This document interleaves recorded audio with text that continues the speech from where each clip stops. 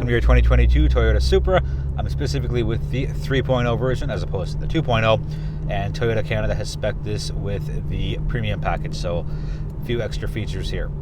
So under the hood, it's a 3-liter inline 6 with 382 horsepower, 369 pound-feet of torque, all through an 8-speed automatic transmission. No, I'm not going to go on about how it should have been manual or there should have been an offering. Toyota knows what they're doing. The most I can hope for is in a couple of years when they do a mid-cycle refresh, if there's enough demand, they may possibly remotely consider adding a manual transmission. But I understand why they didn't.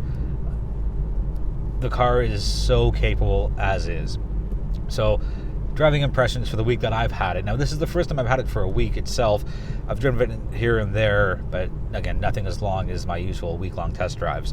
So I've done city driving, I've done highway driving, I've done back roads driving, and it's really well balanced. A lot of that has to do with the 50-50 weight distribution, but as far as doing groceries, going to go see my parents, seeing a couple of friends, both in Mississauga and downtown Toronto, going on longer drives through back roads and forks of the credit up through Caledon, the Supra does really well. Plenty of power. I imagine the 2.0 still does well, and I believe it's mid-2s for horsepower, and I believe it's almost 300 for torque. Again, that's with the 2.0 version as opposed to this, but I would take this. Just give me more power. I don't want any of that potential buyer's remorse, but acceleration is as you'd expect for what this vehicle is. It's very quick, it's linear, it's very precise. Hardly any oversteer, hardly any understeer here as far as my driving experience has been for the week. Visibility isn't great, but consider the vehicle, right? The side windows are very, very thin. Rear window, same thing, and same thing with the front window. It's a small sports car. It's not going to have massive windows, and it just kind of adds to the look of it.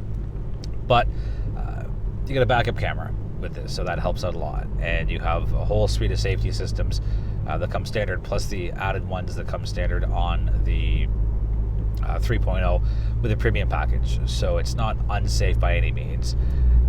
But back to the driving impressions itself, straightaways are done so well. Cornering handling, it's a low car, it's a small car, so it really just hugs the turns and corners. Whether you're doing a big bank on the highway going on a 90-degree arc, or if you're just hanging out in the city or in back roads, all the roads that I've been on for my week on the Supra, it's performed extremely well. It just sticks to the road. Again, very little understeer, oversteer. Now, I'm not sure if you can notice in the window, it's raining. It's been raining all day. I will mention it is exactly 1 degree Celsius at 4 o'clock on Sunday, November 14th. So I'm not going to do the acceleration test both in regular mode and in sport mode. The wheels are just going to spin. And that's just how it is, whether it's got traction control on or off. The rain's going to cool down. It's going to turn into snow or sleet or something, and I'm not going to do that. It's just, you know what it does. There's been so much coverage about the Supra, so I'm not going to try and replicate anything that's already been done. But what I will say is, on the days it was dry and there was no rain or precipitation or any of this nonsense here, the Supra did very, very well. The seats are extremely comfortable. Not sure if you can see, there's a lot of red here and it looks just gorgeous. There's red on the steering wheel.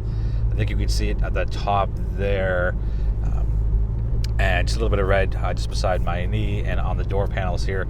So it looks really sharp, really sporty. It's that nice dark burgundy red as well. It's not that bright red, so I think it really adds to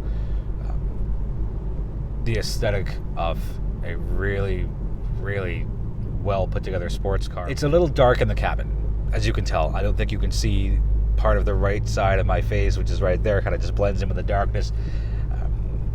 Bit of an irk for me. I know they can't put a sunroof in. Well, I guess they could, but I know they didn't. So it has a little bit of a closed-in feeling, especially with a black roof liner and black A-pillars and black on the doors. And I wonder how much darker this would look if it didn't have the red accents that Toyota Canada has spec'd this with. But not a deal breaker, definitely an irk. It's not something I'm a big fan of. Just me specifically, I like having a sunroof. I like having as much light in the vehicle as possible. As you know, I sit all the way up, I sit all the way back, and half my hand is on the screen, so I'm not leaning forward at all to get through this. So well done there.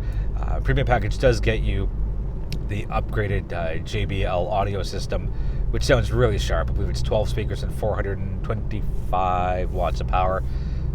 In a small space like this, I think anything more than 12 speakers and 425 watts would be overkill. You kind of just get rattled and boomed as far as all the sound goes, and would kind of get lost and possibly distorted.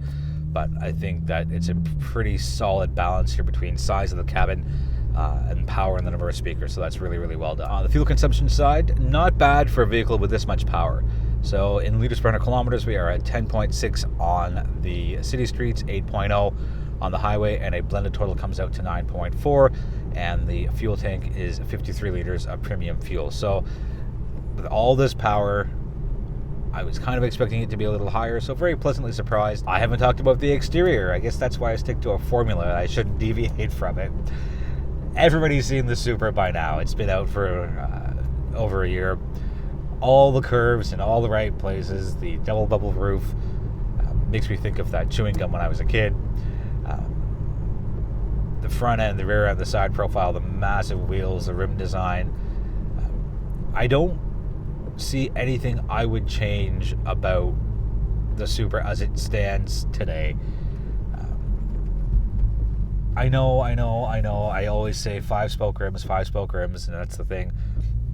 But the way Toyota has picked these specific rims for the 3.0, they look pretty sharp, and I would take this as is. And if I'm getting a Supra, I'm going 3.0 and I'm going premium package, because again, I want to have the extra power, I want to have the extra toys and features, and the upgraded audio system. Dashboard, really cool. Has that 3D effect as far as the tach goes. You got your fuel gauge on the left, and you have your temperature gauge on the right, and other bits and pieces of information on the middle.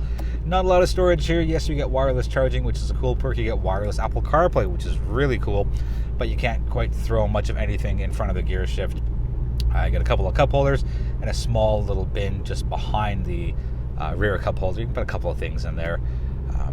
But it's a two-door sports car. How much storage do you really need? There's like very shallow pockets for storage in the door panel, but like, come on, let's not nitpick. And I'm just pointing it out in case anyone was wondering, hey, I've seen a lot of coverage on the Supra, but no one's talked about the storage. That's going to wrap it up for the 2022 Toyota Supra. If you've got any questions, let me know in the comments, and I'll do my best to get you answers as soon as possible. Thank you so much for watching. I really do appreciate the support, and feel free to subscribe if you haven't already, and feel free to tell somebody about the channel who you think might be interested in what it is that I do. Until I see you again, be well, be healthy, be safe.